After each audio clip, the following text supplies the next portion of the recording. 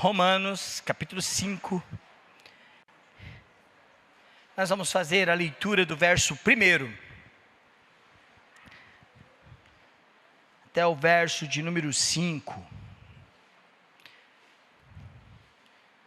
Alguns domingos atrás, nós começamos a falar dos 5 solas da Reforma Protestante.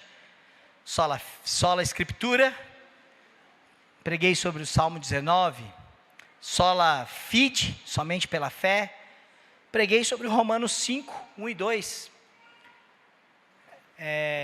Nosso irmão Diácono Yuri, nosso aspirante ao Sagrado Ministério, que vai para o seminário, pregou solos Cristos, em Colossenses capítulo 1. E domingo passado eu preguei sola gratia, também em Romanos 5. E hoje nós vamos concluir essa série de exposições bíblicas sobre os solas da Reforma Protestante. E hoje nós vamos falar sobre sola e deu glória, somente a Deus toda a glória. Você encontrou? Romanos capítulo 5, do versículo 1 até o versículo 5. Diz assim a palavra do nosso Deus: justificados, pois, mediante a fé, temos paz com Deus por meio de nosso Senhor Jesus Cristo, por intermédio de quem obtivemos igualmente acesso pela fé a esta graça, na qual estamos firmes, e gloriamo-nos na esperança da glória de Deus. E não somente isso, mas também nos gloriamos nas próprias tribulações, sabendo que a tribulação produz perseverança, e a perseverança experiência, a experiência esperança. Ora, a esperança não confunde, porque o amor de Deus é derramado em nosso coração pelo Espírito Santo, que nos foi outorgado. Você pode ler comigo a parte final do versículo 2? A parte final. E gloriamo-nos na esperança da glória de Deus. Irmãos, falar da glória de Deus parece não ser uma doutrina tão importante. Afinal de contas, Deus não necessita da gente para a sua glória. Mas é preciso lembrar o contexto histórico da reforma, porque isso virou um lema da reforma. Porque a igreja medieval se desviou do caminho, construiu tronos para homens e revestiu esse trono de ouro. E nós não estamos falando de reis, mas de papas. A glória e toda a honra era dada ao colegiado clérigo da igreja. E os homens estavam sendo exaltados, louvados, beatificados. Havia um desvio da religião cristã verdadeira, a verdadeira religião, que se pregava humildade, que se pregava simplicidade e serviço ao único e verdadeiro Rei, que é Cristo, o bispo das nossas almas. A glória de Deus passou a ser dividida com a instituição, e a instituição religiosa passou a buscar a sua própria glória, a participar de guerras, a ter conquistas, países, terras, cargos, eram nomeados pela igreja. A glória de Deus era secundária, ou era atrelada ao papel humano. Com a reforma, o slogan, só-lhe a Deus glória, somente a Deus toda a glória, é porque vivemos para a glória de Deus. Um dos primeiros documentos confessionais da igreja reformada foi o breve catecismo de Westminster, que ensina qual é o propósito do ser humano, qual é o fim principal do ser humano, que é glorificar a Deus e gozar uma vida feliz e plena nele para sempre. A glória de Deus não é algo secundário na vida da igreja. A igreja existe para a glória de Deus, vive para que Deus seja glorificado. E nós vivemos tempos semelhantes ao período medieval. O tempo contemporâneo, o nosso tempo atual, nós vivemos em épocas em que pessoas trazem para si o título de representarem a Deus, de falarem em nome de Deus e de representar a sua glória. Essa glória nos tempos contemporâneos está sendo dividida também em templos luxuosos, com grandes painéis de LED, diversão e entretenimento, com líderes de igreja que vestem roupas caríssimas, como ternos Armani e relógio Rolex. E diz que tudo isso é porque ele é um grande servo de Deus. A glória de Deus está sendo dividida pela instituições que rogam para si detentoras dessa glória e manipulam essa glória como se fosse uma mágica, uma ilusão. A verdade é que nos tempos de hoje essa doutrina é necessária. E o texto que nós lemos, com ênfase no versículo de número 2, a parte final, e nos gloriamos na esperança da glória de Deus, nos traz algumas lições que eu gostaria de destacar com os irmãos. Somente a Deus glória, porque a glória de Deus, nos gloriar na glória de Deus, tem um aspecto negativo e positivo. Qual é o aspecto negativo deste versículo sobre se gloriar na glória de Deus? Paulo quer dizer o que com gloriamo-nos? Se a glória é de Deus, como eu posso me gloriar? O sentido negativo é que é o contrário do que a expressão está dizendo. Se eu me glorio na glória de Deus, significa que a glória não é minha. Esse é o sentido contrário.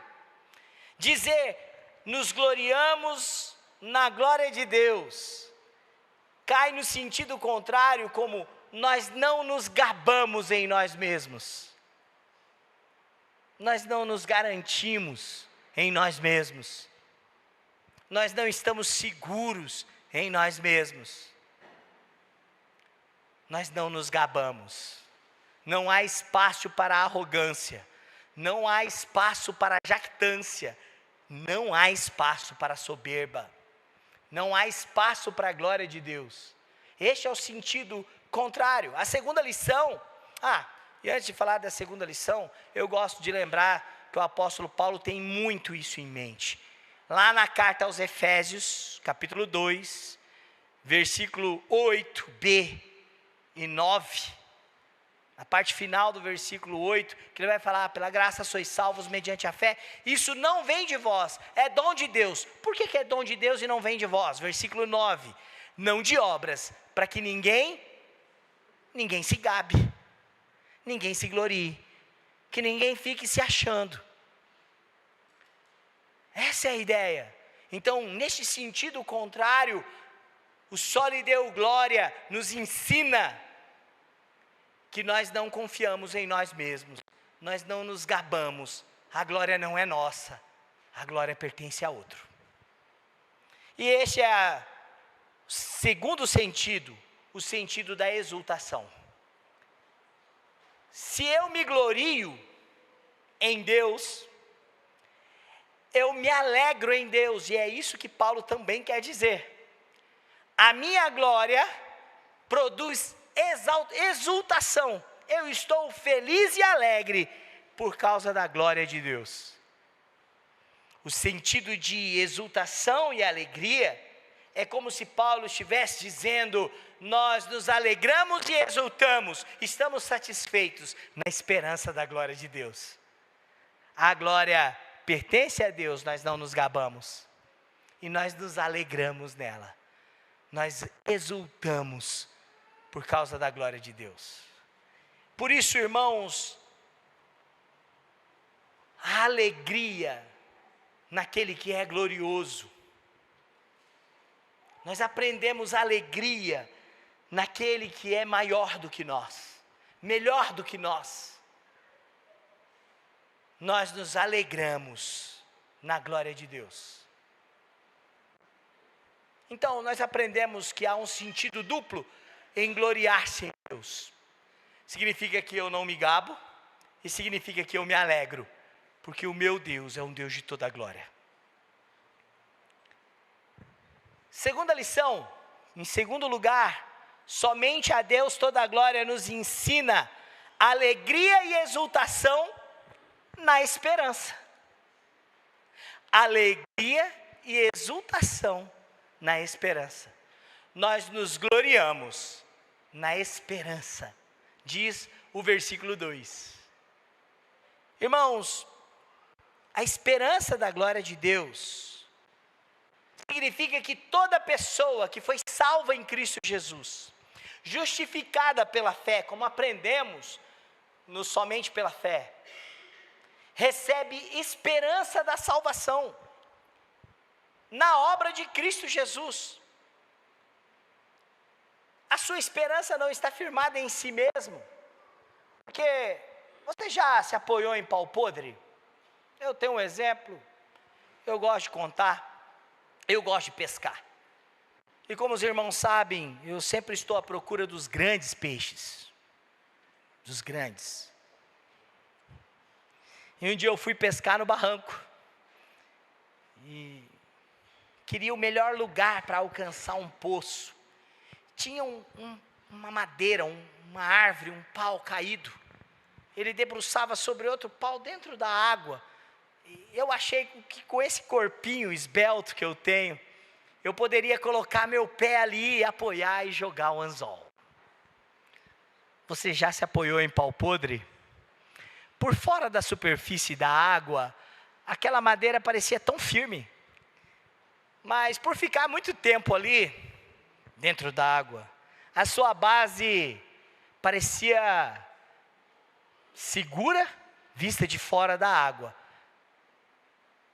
Mas no profundo, era podre. E quando eu pisei, eu tomei um belo banho de água de rio. Já se apoiou em si mesmo. A Bíblia diz que não somos justos. Sabe o que a Bíblia diz a seu respeito? Que você não é bom. Sabe o que a Bíblia diz sobre o que contamina você? Não são coisas externas, mas são coisas que saem do coração e contaminam a gente. Sabe o que a Bíblia fala da nossa justiça própria? Que diante de Deus não passa de trapo de imundícia. Não se apoie em você mesmo. Coloque a sua esperança na rocha que é Cristo. Não se apoie nos seus feitos. Não se apoie no legalismo da sua alma, que tenta provar para você e para outros que aquilo que você faz por Deus pode produzir em você algum mérito ou alguma segurança. Você irá se apoiar num pau podre. Uma hora ou outra, você vai cair. Numa hora ou outra, você perderá a esperança.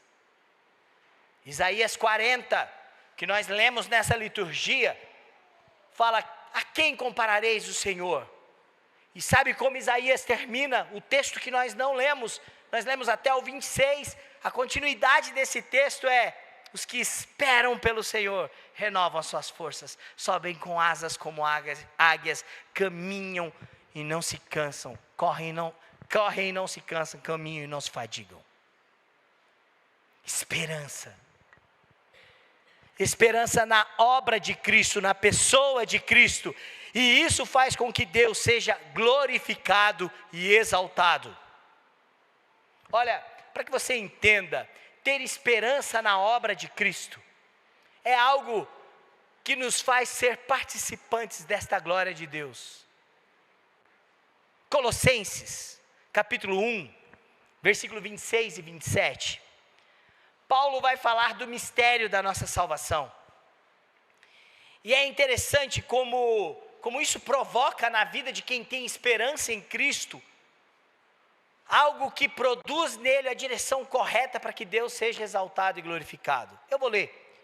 O mistério que estivera oculto dos séculos e das gerações, agora todavia se manifestou aos seus santos, aos quais Deus quis dar a conhecer qual seja a riqueza da glória deste mistério entre os gentios, isto é, Cristo em vós, a esperança da glória. Cristo em vós, a obra de Cristo, a pessoa de Cristo, foi escondido para os gentios, foram escondidos diante de outras gerações, mas Deus manifestou aos seus santos, ou seja, a sua igreja, aos quais Deus quis dar a conhecer qual é a riqueza da glória deste mistério entre os gentios, isto é, Cristo em vós, a esperança da glória. Agora observe uma coisa, a esperança em Cristo, que é a esperança na glória de Deus, não é algo incerto. Por favor, não confunda a palavra esperança com possibilidade, tá bom? Não confunda.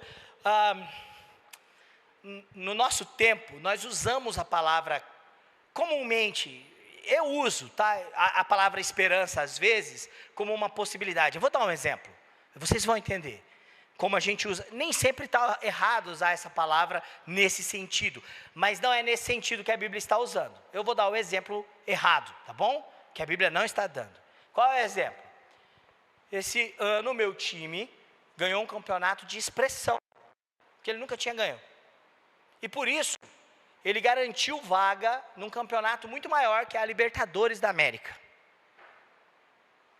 Esses dias alguém chegou para mim, e aí, seu time na Libertadores, está confiante que vai voltar a ser aquele time que foi tricampeão da Libertadores, tricampeão mundial, que agora já ganhou tudo?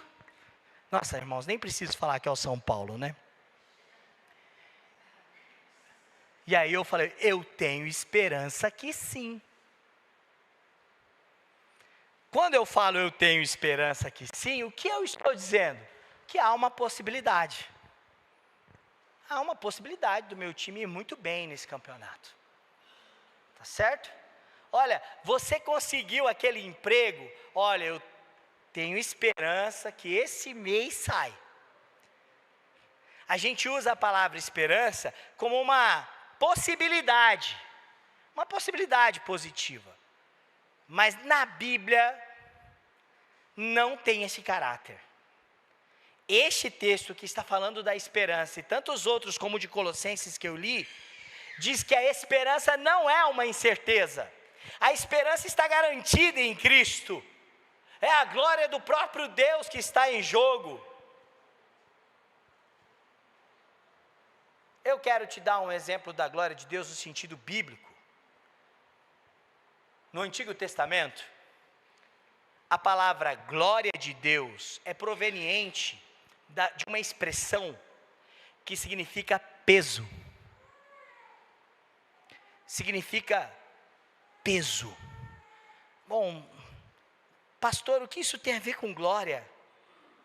É como dizer que tem peso a palavra de um especialista.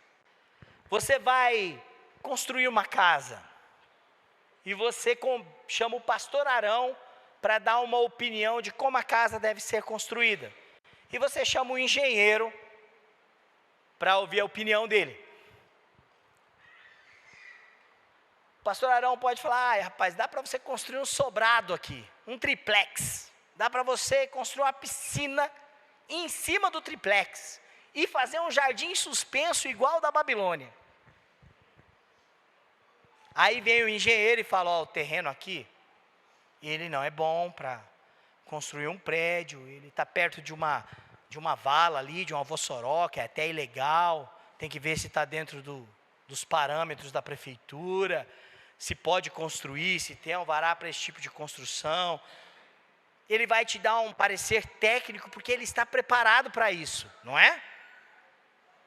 Qual palavra tem mais peso? A do achismo do pastor Arão, que quer que você construa um Jardins da Babilônia dentro de um terreno de 7 metros, ou a do engenheiro?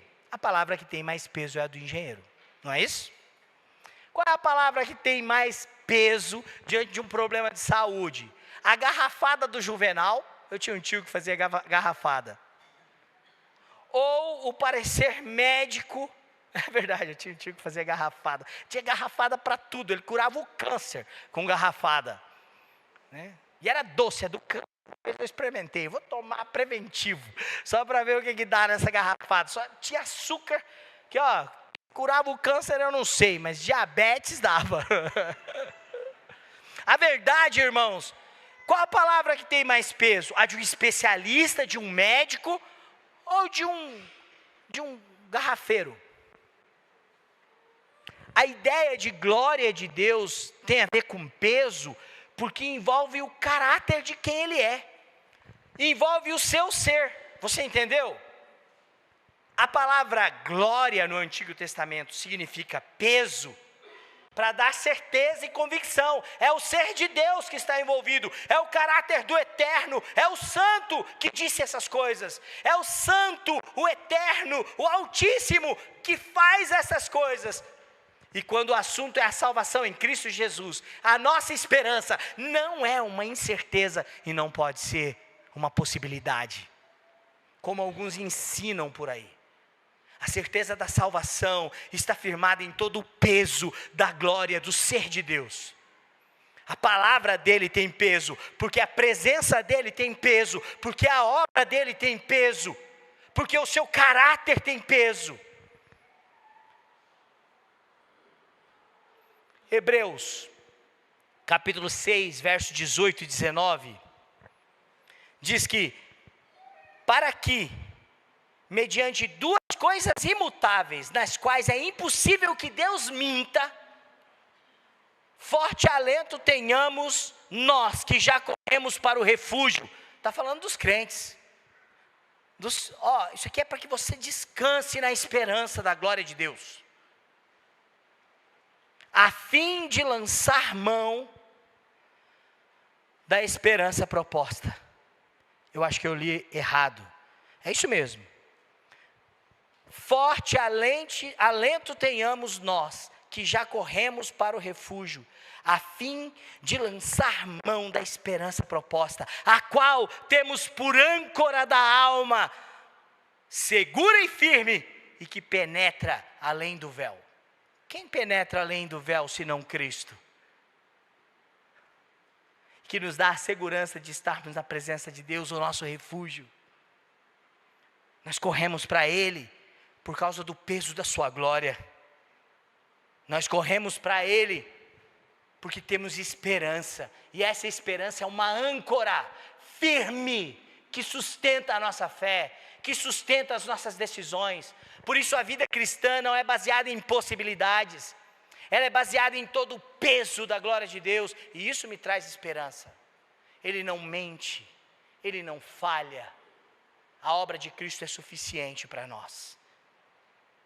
E nós nos gloriamos, ou seja, nós sabemos que não podemos nos gabar em nós mesmos, é pau podre, mas nós exaltamos e exultamos de alegria pela esperança que nós temos nele.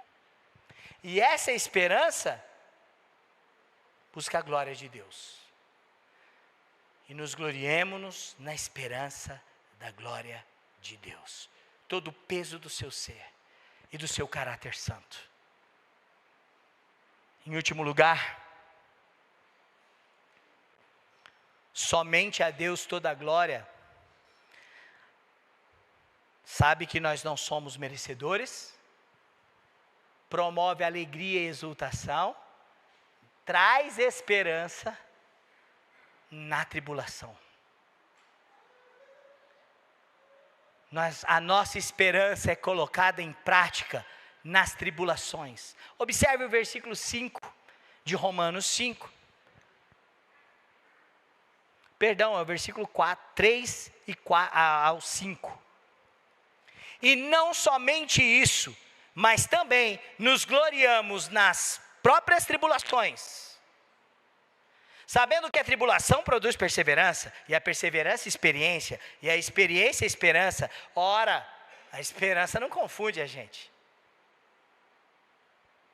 Irmãos, há um processo sendo desenvolvido na glória de Deus. Nós nos gloriamos na esperança da glória de Deus. E não somente nisso, mas também nos gloriamos. Olha de novo o termo duplo sendo usado, o termo contrário. Nós nos gloriamos, ou seja, nós não nos gabamos. E nós exultamos, nos alegramos. No quê? Nas tribulações. Irmãos, o que Paulo quer dizer com isso? Paulo está dizendo que os crentes, os salvos em Cristo, a igreja se alegra na tribulação, confia com esperança na tribulação. Será que Paulo é algum tipo de masoquista? Porque em outro escrito bíblico, por exemplo, a carta aos Filipenses, capítulo 1, verso 29, ele diz: porque vos foi concedida a graça de padecer por Cristo, e não apenas de crer nele. Nos foi concedida a graça de padecer por Cristo, e não apenas de crer nele. Pedro, na liturgia aqui, nós lemos 1 Pedro 2, a partir do versículo 11, que ele fala que se você sofrer do seu senhor, o senhor que era dono de escravos, e ele for perverso, mas você estiver sofrendo por causa da justiça e por causa de Cristo, sofra com alegria e contentamento. Será que esses homens eram loucos? Do que eles estão dizendo? Eles estão dizendo, irmãos, que por causa da glória de Deus, os nossos sofrimentos, eles servem para produzir glória de Deus. Se no processo da sua vida você tiver que sofrer para que Deus seja glorificado, sofra e exulte por isso. Jesus chama estes homens e mulheres de bem-aventurados, porque sofreram por causa da justiça, porque sofreram por causa do seu nome. Jesus chama eles de bem-aventurados e os comparam lá no Sermão do Monte, no capítulo 5, os compara aos profetas que foram perseguidos por causa da justiça. Não é masoquismo. É vencer a provação. Paulo também não está falando de resiliência própria. Lembra do exemplo do pau podre? A palavra resiliência está muito na moda, é uma palavra muito bonita. E é preciso ser resiliente, encarar dificuldades, sobrepor desafios, ter pensamento positivo diante de situações difíceis. Mas Paulo não está encorajando você aqui somente a ser resiliente. Paulo está nos encorajando a olhar para o glorioso, o que pesa, o que tem peso na sua ação. E não somente nisso. Nos gloriamos nas tribulações. E aí, o que a tribulação produz na vida de quem glorifica a Deus? Se eu vivo para a glória de Deus, o que uma prova, uma provação, vai produzir na minha vida para a glória de Deus? Os versículos nos darão algumas resoluções desse processo. Produz perseverança. As tribulações vão fazer que perseveramos, diz o versículo 4. E não somente nisso, mas também nos gloriamos nas tribulações. Por quê? Porque a tribulação produz perseverança. A tribulação produz na vida dos crentes uma força para suportar. Alguém que suportou a prova até o fim. Essa é uma doutrina importante na Bíblia. E essa é uma doutrina bíblica que as pessoas confundem demais. A doutrina da perseverança dos santos fala da certeza da salvação e de que o crente perseverará até o final. Mas não está dizendo que o crente não sofrerá, não morrerá queimado, não será devorado por leões.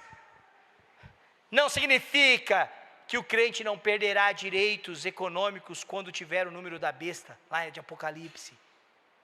Que eles não serão privados de suas profissões, de sua liberdade, do seu progresso financeiro.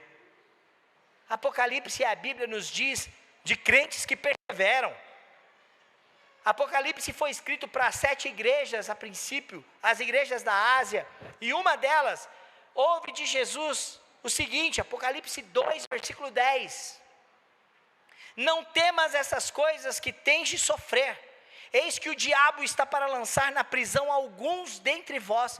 Porque Deus permitiria que o diabo fizesse isso com a gente, com gente crente?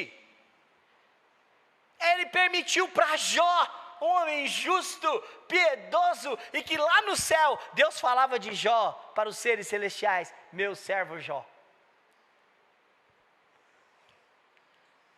Olha a continuação do versículo 10. O diabo está para pôr à prova, lançar à prisão alguns dentre vós, para ser dispostos à prova. E tereis tribulações de 10 dias. Ser fiel até a morte, e dar-te-ei a coroa da vida. As tribulações e a prova na vida da igreja produz perseverança. Tem um processo didático. O crente não sofre em vão, sofre por Cristo. E por sofrer por Cristo, ele busca ter uma vida de perseverança. Então não desanime, quando por causa da justiça, quando por causa da verdade, quando por causa do evangelho, quando por causa da retidão, você passar por prova, por dificuldade, quando a sua saúde se esvairar, quando as portas se fecharem, quando o próprio diabo investir contra você, como Apocalipse 10 diz, não desista. O verdadeiro crente e a verdadeira igreja persevera. Essa é uma marca da igreja, que busca a glória de Deus. Então persevere para e pela glória de Deus. A segunda coisa que acontece é que a perseverança produz experiência, não é isso que diz o versículo 5? E a experiência, irmãos, ela é uma qualidade de vivência. Se a gente puder definir o que é a experiência, é uma pessoa que vivenciou e foi aprovado. Uma pessoa experiente não é uma pessoa que viveu muito, ou que fez muito um determinado tipo de trabalho. É possível você fazer muito determinada coisa e ser ruim naquilo. Por exemplo, caligrafia. Eu preciso ainda hoje de fazer caligrafia. Não sei dizer para os irmãos quantos cadernos de caligrafia eu preenchi. Eu não sou bom em escrever com a minha própria mão. É feio, é desarranjado. E quando eu assino o meu nome, todas as minhas assinaturas são diferentes uma da outra, eu não consigo fazer igual. Quando a gente assinava cheque aqui, está o presbítero Ronaldo, que foi tesoureiro, nesse período, né, Ronaldo? Foi um período difícil para você. Os cheques, não dava para dar cheque, porque ele voltava por causa da minha assinatura, não batia. Aí eu ia lá no banco, a moça falou, assina aqui. Aí eu assinava, tá vendo, moço? Não está igual aqui, ó, que você assinou no cartão. Aí eu assinava de novo, aí fazia outro cheque e assinar, dava problema, porque caligrafia. Fiz um monte de caderno de caligrafia, não fiquei bom nunca nesse trem. Experiência, uma pessoa experiente, não significa que seja uma pessoa que fez muita determinada coisa, porque ela pode ter feito muito determinada coisa errada. Tem gente que é experiente no pecado, tem gente que é experiente no mal, tem gente que é experiente na malícia. Tá certo? Experiência aqui, no sentido de virtude e de qualidade, é uma experiência de vivência de ser aprovado. Então olha só o que a tribulação produz na igreja que busca a glória de Deus. Você busca a glória de Deus quando você sofre e persevera. Isso serve de experiência para a sua aprovação na prova. É isso que Paulo está ensinando. Deus é glorificado nisso. E por fim, no versículo 5, a experiência produz esperança. Opa, nós voltamos a falar de esperança. E lembra que esperança não é uma possibilidade, mas uma certeza. É uma certeza e convicção segura na ação do Espírito Santo em nós. Nos dá a certeza do peso de toda a glória de Deus. Por isso eu vivo para a glória dele. Eu me agarro na glória dele. Sabe como termina o versículo 5? Põe lá, Lucas. O versículo 5 diz: ora a esperança, na verdade ele começa dizendo, ora a esperança não confunde. Eu preciso, a NVI, nova versão internacional, a NVT, a nova versão transformadora, a nova tradução da linguagem de hoje, traduziram de um jeito muito bacana. Poxa, Lucas, você é rápido em colocar aí. A esperança não decepciona. Não decepciona. Busque a glória de Deus na sua vida. Busque glorificar a Deus em tudo. E isso envolve saber que você não se gaba, não é pelos seus méritos. Você se alegra e exulta na glória dele e na esperança que não é uma possibilidade. Ela não confunde e não decepciona. Quem decepciona somos nós. Pastor da igreja, acredita, esse pastor aqui já decepcionou. Eu estou aqui dia 12 de dezembro, vai fazer 18 anos que eu estou aqui.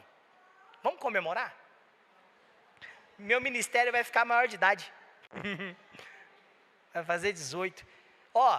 18 anos aqui. Eu já devo ter decepcionado o Targino. Com certeza. Tem presbítero aqui que já decepcionou vocês. Tem diácono que já decepcionou vocês. Tem irmão, tem a própria instituição da igreja presbiteriana, se não, vai um dia te decepcionar.